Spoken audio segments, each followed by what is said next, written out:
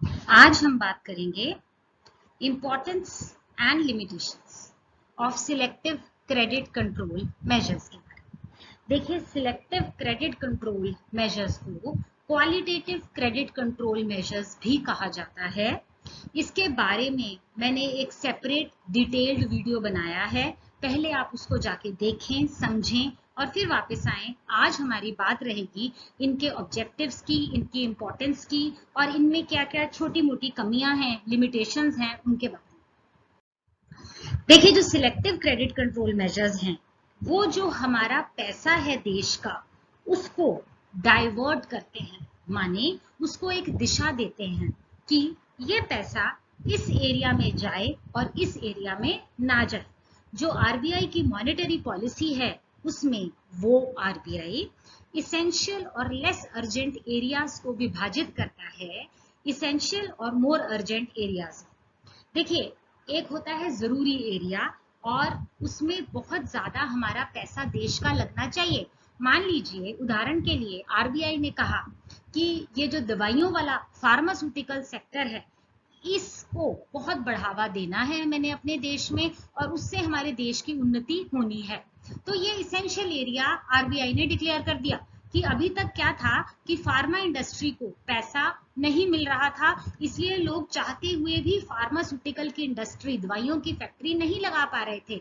लेकिन अब हम ये देख रहे हैं कि लगनी चाहिए। अगर हमारे देश में अच्छी दवाइयां बनेंगी तो वह अच्छी दवाइयां लोगों में विस्तृत भी होंगी, जिससे देश का भला होगा, लोगों की हेल्थ का भला होगा। तो ऐसा मान लो आरबीआई ने डिसाइड कर लिया कि दवाइयों के लिए पैसा जाना चाहिए, तो इन सिलेक्टिव क्रेडिट कंट्रोल मेजर्स के द्वारा पैसा जो है वो दवाइयों के सेक्टर में जाएगा और जिस एरिया में आरबीआई कहता है कि इसमें ज्यादा पैसा ना लगे, उन एरियाज में पैसा जाने से रुक जाएगा। अब वो एरियाज कौन से, इसेंशियल, जरूरी और अर्जेंट, अर्जेंट माने इमीडिएट, उनकी तरफ अभी की अभी पैसा जाना चाहिए, वो एरियाज कौन से होंगे ये सेंट्रल बैंक नहीं देखना है। वो एजुकेशन सेक्टर हो सकता है कि बहुत ज़्यादा यूनिवर्सिटीज़ खुलें, बहुत ज़्यादा स्कूल्स खुलें और वोकेशनल ट्रेनिंग खुले 12th के बाद, ताकि 12वीं के बच्चों के को ऐसी ट्रेनिंग दी जाए कि उनको डायरेक्ट जो है जॉब मिल जाए।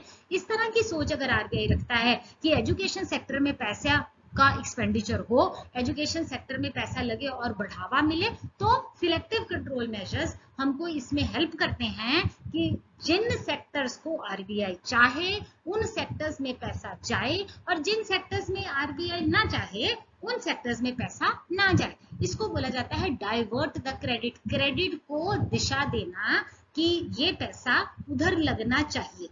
होटल इंडस्ट्री में लग सकता है, एग्रीकल्चर सेक्टर में लग सकता है जी, और इंडस्ट्रियल सेक्टर में लग सकता है। वो आरबीआई की अपनी मॉनेटरी पॉलिसी है जो क्लासिफाई करती है, जो डिवाइड करती है कि ये एरिया, ये सेक्टर बहुत जरूरी है, तो कमर्शियल बैंक को बोला जाता है कि आप इस वाले सेक्टर में मजे से लोन दो, इस वाले सेक्टर को बढ़ावा दो। देखो, बिना पैसे के तो वो सेक्टर डेवलप नहीं होगा ना, ठीक है, उसमें पैसा तो लगाना ही पड़ेगा आपको। तो पैसा लगाता कौन है? कमर्शियल बैंक लोन देता है उसके लिए। तो जब कमर्शियल बैंक को ये गाइडलाइन मिलेगी कि आपको एजुकेशन सेक्टर में बढ़ावा देना है, तो वो एजुकेशन सेक्टर को लोन देगा। तो सिलेक्टिव कंट्रोल मेजर्स कैसे काम आते हैं? ऐसा होता है कि कमर्शियल बैंक को ये निर्देश मिल गया कि एजुकेशन सेक्टर को देना है, तो उसको कम ब्याज के ऊपर लोन लेने लग जाएगा वो, ठीक है। वो ऐसे भी कर सकता है कि एजुकेशन सेक्टर के लिए कोई लोन लेने जाता है तो उसको थोड़े कोलेटरल पर भी लोन मिल जाएगा। ऐसा होता है ना कभी कभी। मान लीजिए मैं लोन लेने जाती हूँ और मैं कहती हूँ उफ, कमर्शियल बैंक ने मुझे लोन देने से मना कर दिया। मैंने तो कोलेटरल, कोलेटरल माने गिरवी रखने के लिए भी लैंड दी थी, पर उनको मेरा केस ही पसंद नहीं आया। तो क्यों पसंद नहीं आया? क्योंकि पीछे से निर्देश आए हुए होते हैं, आरबीआई ने बोला हुआ होता है कि इस वाले उसमें ज्यादा आपने पैसा नहीं लगाना, तो वो लोन की मनाही हो जाती है। और अगर कभी कभी कोई जाता है लोन लेने के लिए और थोड़े से कोलेटरल, थोड़ी सी गिरवी चीज होती है उसकी, फिर भी उसको लोन मिल जाता है क्योंकि पीछे से निर्देश आए हुए होते हैं। तो ये सिलेक्टिव क्रेडिट कंट्रोल मेजर्स ही हैं जो कमर्शियल बैंक्स को ये सहूलियत देते हैं कि पैसा किधर डाइवर्ट करना है, ठीक है। तो जो एरियाज हमारे देश की उन्नति के लिए, हमारे देश की तरक्की के लिए जरूरी हैं, उनको साइड पे रखा जाता है, उन्हीं को ही हाईलाइट किया जाता है, उस पे लोन लेना आसान कर दिया जाता है, उस पे बैंक मार्जिन रिक्वायरमेंट भी कम रखता है और धनाधन लोन देता है और ऑटोमेटिकली हमारा देश उसी दिशा में बढ़ता है। अच्छा, अब देखो, these measures influence only the particular targeted areas of the economy. They do not affect the economy as a whole. अब ये जो हमारे सिलेक्टिव क्रेडिट कंट्रोल मेजर्स हैं, इनका जो दायरा है वो सिर्फ अपने एरियाज को लेकर ही है, हाँ जी। जो प्रायोरिटाइज मतलब एक के बदले दूसरे को बढ़ावा जो दिया जाता है, जिस सेक्टर को, मान लो एग्रीकल्चर सेक्टर को आरबीआई ने कहा है कि इसको बढ़ावा दो, तो वो प्रायोरिटी सेक्टर हो जाएगा। तो जो सिलेक्टिव क्रेडिट कंट्रोल मेजर्स हैं, उनका दायरा अपने प्रायोरिटी सेक्टर्स तक ही सीमित है। पूरे देश में कितना पैसा देना है, पूरे देश में कितना क्रेडिट देना है, इससे हमारे सिलेक्टिव क्रेडिट कंट्रोल मेजर्स को लेना देना कोई नहीं, ये उसके दायरे में नहीं आता। उसके दायरे में तो बस वही सेक्टर आते हैं, वही एरियाज आते हैं जो कि आरबीआई ने हमें निर्देश दिए हैं, पर्टिकुलर टारगेटेड एरियाज, ठीक है ना।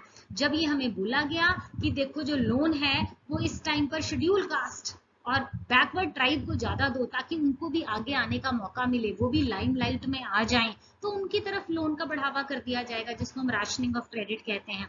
राशनिंग ऑफ क्रेडिट, जैसे कि राशन किसी घर में 2 रुपए किलो मिलता है तो किसी घर में 8 रुपए किलो मिलता है, वो एक राशन कार्ड के हिसाब से मिलता है। उसी तरह से कमर्शियल बैंक भी अलग अलग ब्याज दर पे दो लोगों को वही लोन, वही सेक्टर में अलग अलग ब्याज दर पे लोन दे देता है। ये क्यों होता है? क्योंकि उसको उस वाले सेगमेंट को बढ़ावा देना है। तो हमारे सिलेक्टिव क्रेडिट कंट्रोल मेजर्स अपने अपने एरिया तक ही सीमित हैं, उसी को इन्फ्लुएंस करते हैं। वो पूरे देश के बारे में कितना पैसा लगाया है आरबीआई ने, इसलिए उनके दायरे में नहीं आता।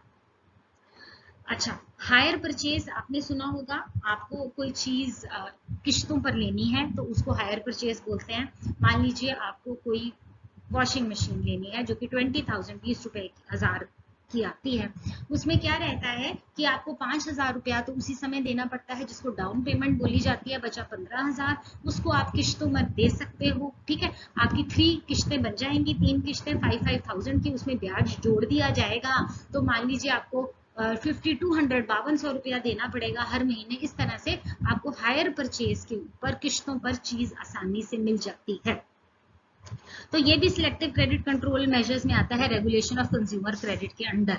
अब अगर आरबीआई ये चाहे कि लोगों के पास बहुत ज्यादा पैसा है और वो बहुत ज्यादा बेतहाशा पैसा खर्च रहे हैं जो कि हमारे देश के लिए अच्छा नहीं है, तो इन वाले हायर परचेज सिस्टम के ऊपर इस तरह से रोक लगा दी जाएगी, इस तरह से बैंक्स को, शॉपकीपर्स को जो हायर परचेज इंस्टॉलमेंट पर देते हैं, इस तरह के निर्देश आएंगे कि आप डाउन पेमेंट बढ़ा दीजिए, आप उसके ऊपर ब्याज भी बढ़ा दीजिए। उससे क्या होगा कि जो कंज्यूमर हायर परचेज पर सामान लेने आएगा वो डिस्करेज हो जाएगा, वो उत्साहित नहीं होगा, वो पीछे हटेगा कि इतने ज्यादा ब्याज के ऊपर मैं ये चीज नहीं लूंगा, ये मुझे बहुत महंगी पड़ेगी, ठीक। और अगर आरबीआई को ये लगता है कि ये पर्टिकुलर आइटम, ये जो चीज है, ये हर घर में होना आज के देश में जरूरी है, ये लग्जरी में नहीं आता, ये नेसेसिटी में आ गया है, तो आरबीआई इस तरह से निर्देश देगी कि आप डाउन पेमेंट भी थोड़ी रखिए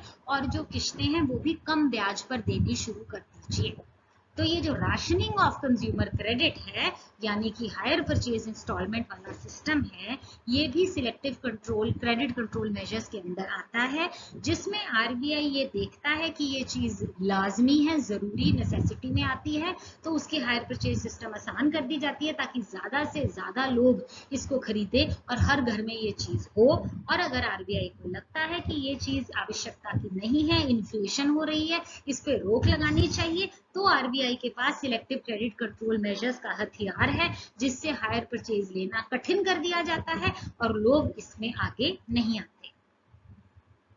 selective credit control measures developing countries में, जो बहुत अमीर देश नहीं है, वहां पर और भी ज्यादा इंपॉर्टेंट है, क्योंकि वहां क्या होता है कि मनी मार्केट तो इतनी डेवलप्ड होती नहीं है।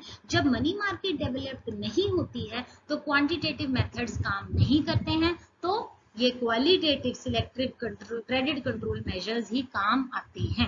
डेवलपिंग कंट्रीज में selective qualitative credit control measures की ज्यादा महत्वता रहती है बजाय क्वांटिटेटिव मेथड्स के। नाउ इन मेजर्स के थ्रू ही central bank priority sector lending करता है। प्रायोरिटी सेक्टर लेंडिंग, प्रायोरिटी मतलब किसी एक सेक्टर को ज्यादा अहमियत देता है। जब उसको लगता है कि इस सेक्टर में ज्यादा पैसा आएगा तो हमारे देश का भला होगा, तो वो उसको प्रायोरिटी सेक्टर दे देता है। ठीक है, जब वो प्रायोरिटी सेक्टर दे दिया जिस सेक्टर को, तो उसको ब्याज कम दर पे ज्यादा लोन दे दिया जाता है और उनको preferential treatment to the backward sectors दिया जाता है। मान लीजिए आज की डेट में अगर आपको हाइडल प्रोजेक्ट लगाना है और आरबीआई को लगता है कि हाइडल प्रोजेक्ट धनाधन लगने चाहिए, उससे देश की उन्नति होगी, तो वो हाइडल प्रोजेक्ट के लिए प्रेफरेंशियल ट्रीटमेंट देने लग जाएगा। मतलब दूसरे के कंपैरिजन में उसको बढ़ावा दिया जाएगा, उसको ब्याज भी कम चार्ज किया जाएगा और उसको सब्सिडी भी दी जा सकती है। इस तरह का प्रेफरेंशियल ट्रीटमेंट जो है सेंट्रल बैंक करता है। बस उसको ये लगना चाहिए कि ये वाला सेक्टर मेरी देश के लिए बहुत जरूरी है। प्रायोरिटी सेक्टर में एग्रीकल्चर भी आ सकता है, स्मॉल स्केल सेक्टर भी आ सकता है, छोटे कारखाने जिनसे हमारे देश की उन्नति होती है और रोजगार मिलता है, और आम लोगों को जो मिडिल क्लास है उसको आगे बढ़ने का मौका मिलता है। एजुकेशन भी हो सकता है प्रायोरिटी सेक्टर। आप यूनिवर्सिटी के लिए लोन लेने जाओ, आपने स्कूल खोलना है और पर्टिकुलरली अगर आप रूरल एरिया में स्कूल खोल रहे हो तो आपको फटाफट लोन आपका जो है मंजूर हो जाता है। तो ये कैसे हो पाता है? ये सिलेक्टिव क्रेडिट कंट्रोल मेजर्स के थ्रू ही किया जा सकता है। इनसे जो है हमारे देश की बैलेंस्ड इकोनॉमिक ग्रोथ होती है। ऐसा ना हो कि जो बिग बिजनेस जायंट्स हैं, बड़े बड़े फैक्ट्री ओनर्स हैं, अडानी अंबानी ही सारा का सारा इंस्टीट्यूशनल क्रेडिट अपने खाते में ले जाएं और मेरे आपके जैसे लोगों के लिए तो इंस्टीट्यूशनल क्रेडिट बचे ही ना। कमर्शियल बैंक्स हमको तो आंख बंद करके मना कर दे और जो बड़े बड़े धुरंधर इस फील्ड में हैं उनको ही सारा क्रेडिट मिल जाए, उनकी ही उन्नति हो जाए। तो ये सिलेक्टिव क्रेडिट कंट्रोल मेजर्स की बहुत बड़ी बात है कि ये बैलेंस्ड इकोनॉमिक ग्रोथ हो पाती है। तो हम जो आपके जैसे लोगों को भी लोन जो है, अगर हमको स्टार्टअप करना है, बिजनेस वेंचर लगाना है, तो हमको भी लोन मिल सकता है ना। क्योंकि ऐसा नहीं है कि कमर्शियल बैंक ने बिना सोचे समझे ही लोन देने जाना, जो पहले आया उसको लोन दे दो। नो नो नो नो, अपनी प्रोफाइल के ऊपर, अपनी सेटअप के ऊपर आपको एक फाइल बना के केस स्टडी देना पड़ता है। तो जब आरबीआई ये कहता है कि जो नए लोग भी आ रहे हैं उनको भी आप बढ़ावा दीजिए तो उनको लोन मिल जाएगा। तो ये हमारी बैलेंस्ड इकोनॉमिक ग्रोथ देश की, उसमें बहुत ज्यादा इंपॉर्टेंट लगता है। जो इकोनॉमिक डेवलपमेंट, जैसे जैसे देश उन्नति करता है वैसे वैसे कभी कभी ऐसे होता है कि लोगों में जो अमीर है वो और अमीर होते जाते हैं और जो गरीब है वो और गरीब होते जाते हैं, क्योंकि उनको मौका ही नहीं मिलता। वो कुछ करना भी चाहें तो भी उनके पास इनिशियल इन्वेस्टमेंट के नाम पे जीरो होता है, क्योंकि फैमिली से कुछ नहीं होता, बिकॉज दे आर पुअर, है ना। तो और उनको बाहर से भी हेल्प नहीं मिलती है, तो वो कुछ भी नहीं कर पाते हैं लाइफ में, चाहते हुए भी, हुनर होते हुए भी वो कुछ नहीं कर पाते। तो ये जो देश तरक्की करता है, तो इस तरक्की के दौरान ऐसे ऐसे पॉइंट्स आते हैं जहां पर अमीर और गरीब होता है। तो इस चीज को दूर करने में सिलेक्टिव क्रेडिट कंट्रोल मेजर्स काम आता है। इन्फ्लेशन को रोकने में भी डेवलपिंग कंट्रीज में जैसे जैसे महंगाई दर बढ़ती है उसमें भी ये बहुत ज्यादा काम आता है। जब आरबीआई को लगता है कि ज्यादा चीजें लोग ना खरीदें, लोगों की पॉकेट में बहुत ज्यादा पैसा है, डिमांड बढ़ गई है और इतनी तो हम सप्लाई भी नहीं कर पा रहे हैं, तो क्या करेगा? इन सिलेक्टिव क्रेडिट कंट्रोल मेजर्स के जरिए कमर्शियल बैंक लोन देना बंद कर देगा। जब लोन ही नहीं देगा या लोन देने की क्राइटेरिया को बहुत कठिन कर दिया जाता है, ब्याज दर बढ़ा दी जाती है, तो लोग लोन लेना पसंद नहीं करते हैं। तो जब वो इंजेक्ट ही नहीं होगा, वो मनी फ्लो लोगों के पास जाएगा ही नहीं पैसा, तो जहां जितना पैसा है उतना रुक जाएगा, उससे इन्फ्लेशन कंट्रोल होती है। तो ये सिलेक्टिव क्रेडिट कंट्रोल मेजर्स महंगाई दर को रोकने में बहुत मदद करते हैं। इसके अलावा एक बहुत इंपॉर्टेंट पॉइंट है कि प्रोडक्टिव इन्वेस्टमेंट और अनप्रोडक्टिव इन्वेस्टमेंट में भी इसमें फर्क किया जाता है। मान लीजिए मैं लोन लेने जाती हूँ कमर्शियल बैंक से स्पेकुलेटिव एक्टिविटीज के लिए। स्पेकुलेटिव माने ये जो बेटिंग एक्टिविटीज होती हैं, तो मुझे डिस्करेज कर दिया जाएगा, मुझे लोन नहीं मिलेगा। तो सेंट्रल बैंक ने ये निर्देश दिए होते हैं कमर्शियल बैंक को कि आप पहले उनके केस को स्टडी करो कि जो लोन है वो प्रोडक्टिव अच्छी चीजों के लिए है ना। ऐसा भी कोई केस होता है, ऐसी कोई फैक्ट्री लगाने की बात मैं कर रही हूँ जिससे मैं लोगों को रोजगार दूंगी, जिससे यहाँ के लोकल लोगों को भी बहुत फायदा होगा, तो मैं प्रोडक्टिव इन्वेस्टमेंट में आ गई और मेरा लोन पास कर दिया जाता है। तो जो कमर्शियल बैंक है उसके पास ये सिलेक्टिव क्रेडिट कंट्रोल का जरिया है, जिससे प्रोडक्टिव इन्वेस्टमेंट्स को बढ़ावा दिया जाता है और अनप्रोडक्टिव जो एमई से काम होते हैं जिससे कोई देश का भला नहीं होना, अब कोई बोले जी मैं तो ये you know what is band, ये ड्रग्स वगैरह की फैक्ट्री लगाऊंगा, तो उसके लिए लोन नहीं दिया जाता ना। तो ये अनप्रोडक्टिव जो चीजें हैं उनको कंट्रोल में रखा जाता है, उनको मनाही दी जाती है ताकि ऐसा सा हमारे देश में ज्यादा प्रोडक्शन ना हो ना। इतने ज्यादा फायदे होने के बावजूद भी सिलेक्टिव क्रेडिट कंट्रोल मेजर्स की कुछ एक कमियां हैं जिनको डिस्कस कर लेते हैं। ये जो सिलेक्टिव क्रेडिट कंट्रोल मेजर्स हैं, नो डाउट एक क्रेडिट पॉलिसी पे चलता है जैसा कि आरबीआई ने बनाई होती है, लेकिन कमर्शियल बैंक्स के अलावा और भी नॉन बैंक फाइनेंशियल इंस्टीट्यूशंस हैं जिससे लोग लोन लेते हैं, लेकिन ये जो रूल्स एंड रेगुलेशंस हैं आरबीआई के, ये नॉन बैंकिंग फाइनेंशियल इंस्टीट्यूशंस इनको फॉलो नहीं करते हैं, वो सेंट्रल बैंक के अंदर नहीं आते हैं। तो अब देखो कमर्शियल बैंक तो वही करेगा ना जो सेंट्रल बैंक ने उसको निर्देश दिए हैं। तो ये जो हमारे देश में नॉन बैंकिंग फाइनेंशियल इंस्टीट्यूशंस हैं, ये अपनी मर्जी से बिना प्रायोरिटी सेक्टर को ध्यान में रखे हुए, बिना प्रोडक्टिव इन्वेस्टमेंट को ध्यान में रखते हुए धनाधन लोन देते हैं, जो कि ये हमारी सिलेक्टिव क्रेडिट कंट्रोल मेजर्स की टेक्निक में एक कमी के तौर पर आता है। यहां पर ये सिलेक्टिव क्रेडिट कंट्रोल मेजर्स लागू नहीं होते। सेंट्रल बैंक डाइवर्ट करता है फंड्स को, हमने आपको बताया, प्रोडक्टिव एरियाज को बढ़ावा देता है और अनप्रोडक्टिव एरियाज को लोन देने से मना किया जाता है। लेकिन कभी कभी होता क्या है कि कमर्शियल बैंक खुद ही मुश्किल में पड़ जाता है कि कौन सा सेगमेंट प्रोडक्टिव है और कौन सा सेगमेंट अनप्रोडक्टिव है। तो जो कोई भी XYZ लोन लेने जाएगा उसके हिसाब से तो वो प्रोडक्टिव सेगमेंट में ही आता है, वो तो बहुत ज्यादा जरूरी और देश की उन्नति का ही भला करने जा रहा है। लेकिन सच में ऐसा होता नहीं है। This is a very thin line होती है कि हर कोई खुद को अच्छा बोलेगा, हर कोई अपने केस को ही अच्छा बोलेगा, लेकिन कभी कभी कमर्शियल बैंक को भी ये ढूंढना मुश्किल हो जाता है कि ये सच में प्रोडक्टिव एरिया है या नॉन प्रोडक्टिव एरिया है। ठीक ना, द कमर्शियल बैंक्स देते तो हैं प्रोडक्टिव पर्पस के लिए ही लोन, जिसमें रोजगार होगा, जिसमें अच्छी चीजें बनेंगी, नो डाउट, लेकिन कभी कभी जो उधार लेने वाला है वो अपना लोन तो पास करवा लेता है लेकिन उसको अनप्रोडक्टिव पर्पस के लिए गलत चीजों में भी यूज करता है। तो ये सब बातें कमर्शियल बैंक के दायरे के बाहर हो जाती है। अच्छा, ये जो सिलेक्टिव क्रेडिट कंट्रोल मेजर्स हैं इनकी कोई अहमियत ही नहीं है। कहाँ पे? ये जो इंडिजिनस मनी लेंडर्स हैं, रूरल एरियाज में जो साहूकार अभी भी दिख जाते हैं कभी कभी, या अनऑर्गेनाइज बैंकिंग सेक्टर है, जो नॉन शेड्यूल्ड बैंक्स हैं, उन सब में ये सिलेक्टिव क्रेडिट कंट्रोल मेजर्स काम नहीं आते। और कभी कभी ऐसा भी देखने में आता है कि जो कमर्शियल बैंक्स हैं वो थोड़ा सा ज्यादा मुनाफा कमाने के चक्कर में उनको ये थोड़ा सा लोभ हो जाता है, वो अपने अकाउंट्स को हेर फेर करके जो वो एरियाज है जहां पर सेंट्रल बैंक मनाही भी कर रहा है फिर भी वो वहां पर लोन दे देते हैं। तो वो मैनिपुलेट करते हैं अपने अकाउंट्स को, और जैसे अनप्रोडक्टिव पर्पस हो गए, स्पेकुलेटिव एक्टिविटीज हो गई, उनके लिए भी लोन दे दिए जाते हैं, जो कि इस सिलेक्टिव क्रेडिट कंट्रोल मेजर्स के डोमेन में नहीं आता। अब कंक्लूजन की तरफ आते हैं। ये सब देखते हुए भी, उनकी कमियां देखते हुए भी हम ये मानते हैं कि ये जो क्वालिटेटिव सिलेक्टिव कंट्रोल मेजर्स हैं बहुत ज्यादा इफेक्टिव हैं। सेंट्रल बैंक के हाथ में बहुत इंपॉर्टेंट टूल्स हैं जिससे हमारे देश के क्रेडिट को दिशा दी जाती है।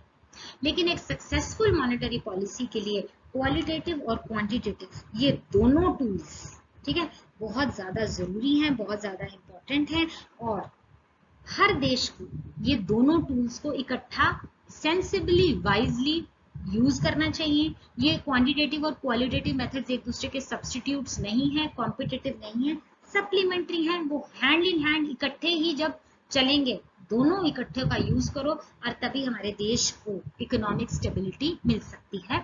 हमने क्वांटिटेटिव मेजर्स के ऊपर भी प्रॉपर आर्टिकल बनाए हुए हैं और क्वालिटेटिव के ऊपर भी, प्लीज आप उनको जरूर देखिए। आपको कोई डाउट हो तो आप कमेंट सेक्शन में पूछ सकते हैं। आज का आर्टिकल यहीं खत्म होता है। प्लीज सब्सक्राइब कीजिए मेरे चैनल को। Thank you for watching. Stay safe, stay blessed.